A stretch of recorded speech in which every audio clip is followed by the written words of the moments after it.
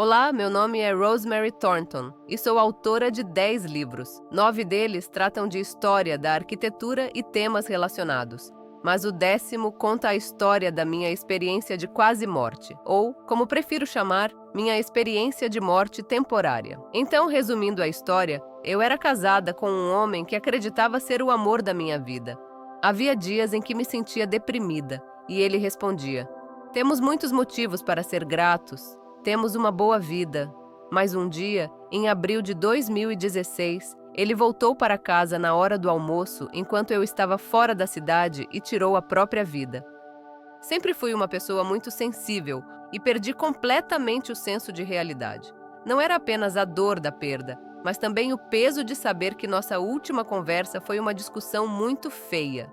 Eu não fazia ideia de que aquela seria a última vez que ouviria sua voz.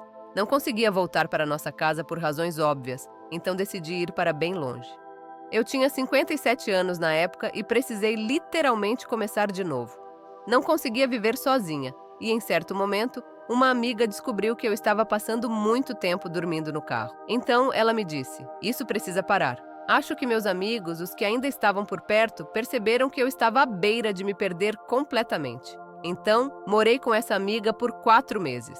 Mais tarde, ela me contou que muitas vezes me via me contorcendo e chorando durante o sono. Dizia que era de partir o coração. Ela cuidou de mim por 4 meses e orou fielmente por mim. Acredito que isso mudou o rumo que minha história poderia ter tomado, pois eu mesma enfrentava pensamentos suicidas. Depois de 4 meses, saí da casa dela e aluguei um imóvel com outra amiga, que acabou se tornando minha cuidadora por um tempo. Na verdade, por quase 2 anos. Quando finalmente senti que talvez estivesse começando a sair do pior, recebi o diagnóstico de um câncer cervical em estágio 2. Passei por uma biópsia, mas algo deu errado. No entanto, os médicos não perceberam a gravidade da situação. Mesmo com um sangramento intenso, fui liberada do hospital, apesar dos meus protestos. Em casa, percebi que estava perdendo muito sangue. Me lembro de estar no chuveiro, tentando decidir o que fazer. O sangramento era intenso e eu sabia que não demoraria para minha situação piorar. Então, disse a Deus que não conseguia lidar com mais decisões. Ali estava eu, de pé no chuveiro, tentando decidir o que fazer. Pensei em simplesmente me sentar no box e deixar tudo acabar, pois sabia que estava enfraquecendo. Mas então lembrei das pessoas que cuidaram de mim com tanto carinho. Seria justo desistir depois de tudo o que fizeram por mim? Então, saí do chuveiro, me enrolei em uma toalha e, ao encontrar meus amigos, disse: "Estou sangrando até a morte, precisamos ir ao pronto-socorro." Então, chamaram uma ambulância e fui levada ao atendimento de emergência. Infelizmente, cometeram mais erros, como me aplicarem uma dose de Dilaudid, um derivado da morfina, que provavelmente foi o responsável por fazer meu coração parar.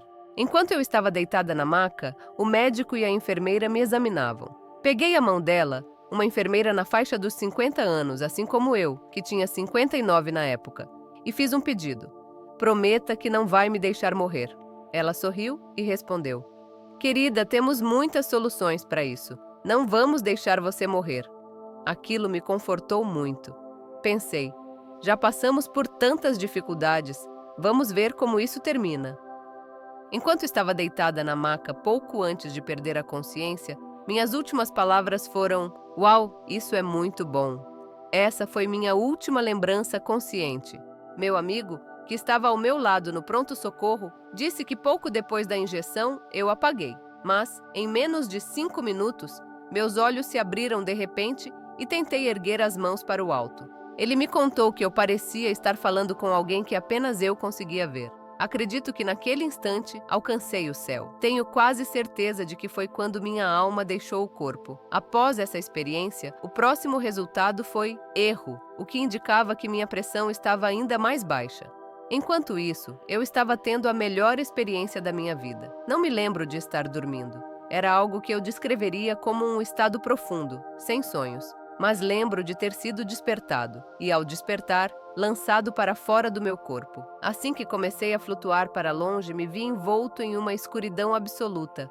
Continuei flutuando, presumindo que estava me afastando cada vez mais do meu corpo. Muitas pessoas me perguntaram se o vi, mas não o vi. Apenas sentia que estava indo cada vez mais para longe. Nesse momento, meu próximo pensamento foi: estou livre. Parecia que tinha recebido uma libertação antecipada por bom comportamento. Minha mente estava inundada de memórias, e minha consciência parecia ter se expandido, tornando-se imensamente mais poderosa. Eu pensava em várias coisas ao mesmo tempo, e cada pensamento era fascinante. Me lembrei de vários versículos da Bíblia, e um em particular veio à minha mente. O apóstolo Paulo fala sobre a paz que excede todo o entendimento. E pensei, essa é a paz. Muitas pessoas descrevem suas experiências celestiais como um sentimento de amor absoluto. Para mim, foi a paz mais perfeita que se pode imaginar.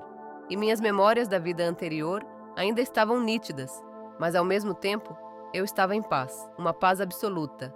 Então, logo no início, enquanto ainda flutuava para longe do meu corpo, senti a presença de um ser espiritual imenso. Ele estava à minha esquerda, muito mais alto do que eu, e ligeiramente atrás de mim. Virei a cabeça para a esquerda e, com alegria na voz, perguntei: quem é você? Antes mesmo de terminar a frase, a resposta veio de imediato: você é a imagem e semelhança. Eu sou o original. E em algum momento percebi que não estava mais flutuando. Agora estava de pé em uma sala branca. Não faço ideia de como cheguei lá, e à minha frente, talvez a poucos metros de distância, havia uma porta. Me lembro claramente de pensar: não sei se tenho pernas ou pés, mas sei que posso me mover. Se eu quiser chegar até aquela porta, eu chegarei. Então, comecei a me mover. Queria alcançar aquela porta rapidamente com toda a minha vontade. Enquanto caminhava por aquele espaço, notei uma névoa branca caindo suavemente ao meu redor. Foi então que o ser espiritual que me acompanhava disse calmamente: seus olhos ainda não se acostumaram a este novo ambiente espiritual. Essas partículas que você vê caindo ao seu redor não são névoa comum. São partículas de luz. E ele me explicou de forma muito clara que antes de irmos para o próximo passo, precisamos ser purificados de toda a impureza da terra. Muitas pessoas passam tanto tempo convivendo com doenças físicas ou mentais que começam a acreditar que aquilo faz parte de quem são. Mas essa sala branca tinha um propósito: a purificação. Aquela névoa não estava apenas caindo, ela se movia ativamente ao meu redor, como se estivesse me limpando, e eu adorei essa sensação. Mesmo assim, meu desejo principal permanecia o mesmo: alcançar aquela porta.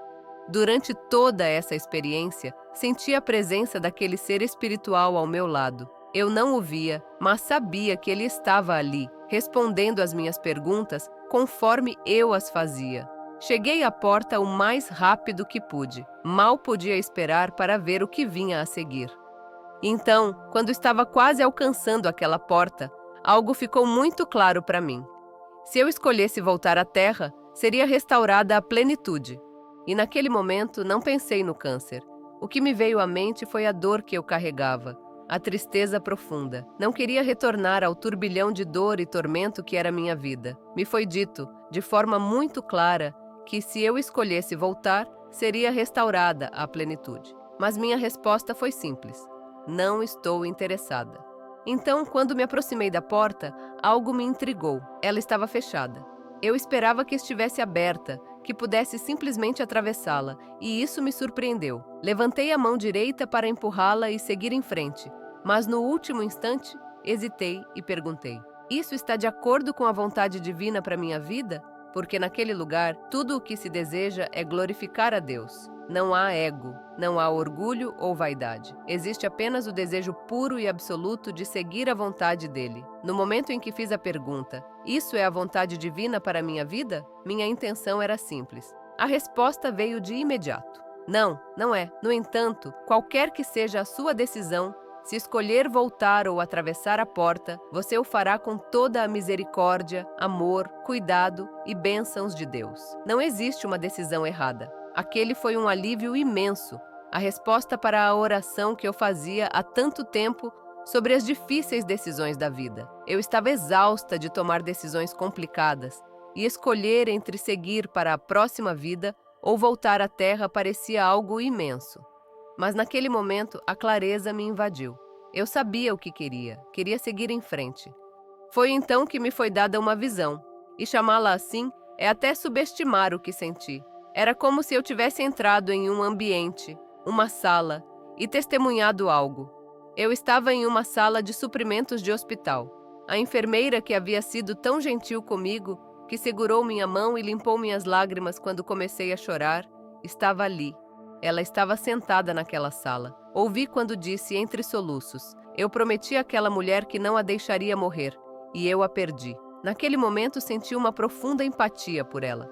E então reconheci que a dor que ela vivenciava era a mesma que eu sentia após o falecimento do meu marido. Era uma dor profunda, imensa, algo que sabia ser o tipo de sofrimento que as pessoas passam a vida tentando superar. Naquele instante, pensei comigo mesma: se você pode poupar alguém de tanta agonia, então precisa voltar. Foi quando, com um simples gesto, coloquei minha mão direita ao lado do meu corpo, e em um milésimo de segundo, eu estava de volta.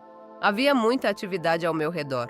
Mais tarde, meu amigo me contou que chamaram toda a equipe de emergência de volta para a sala, para tentar me salvar. Eu havia estado morta, sem batimentos cardíacos, por mais de 10 minutos. Uma das coisas que aprendi depois é que quando alguém morre por hemorragia, como foi o meu caso, não se pode tentar reanimá-lo, porque isso faria a pessoa perder ainda mais sangue. Meu cérebro ficou mais de 10 minutos sem oxigênio, então o fato de eu ter voltado é realmente incrível.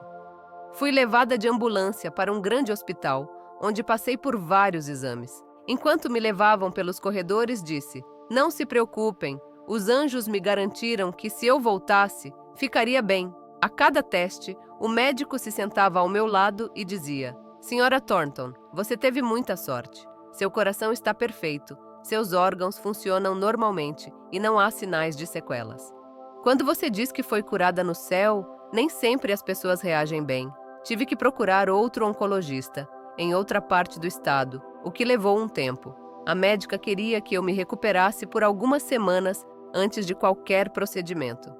Meu amigo, que esperava na sala durante essa segunda cirurgia, me contou que quando a médica saiu, foi direto até ele e disse: ela está bem, não há uma única célula de câncer em seu corpo. Na verdade, depois que saí do hospital, minha vida mudou muito, e acho que a maior cura não foi a cura do câncer. Não quero minimizar isso, mas quando cheguei em casa e abri minha Bíblia, encontrei algo poderoso. Ao abrir na 23ª passagem do Salmo, uma linha parecia literalmente iluminada. Ele restaura a minha alma. Foi aí que percebi que essa era a verdadeira cura. Toda aquela dor, desespero e autocondenação foram varridos. Eu não me culpava mais. Eu me perdoei. E ao fazer isso, encontrei a paz que tanto buscava. Às vezes, a verdadeira cura não está no corpo, mas na alma. A vida, com todos os seus altos e baixos, é um presente. Obrigada por me acompanhar até aqui.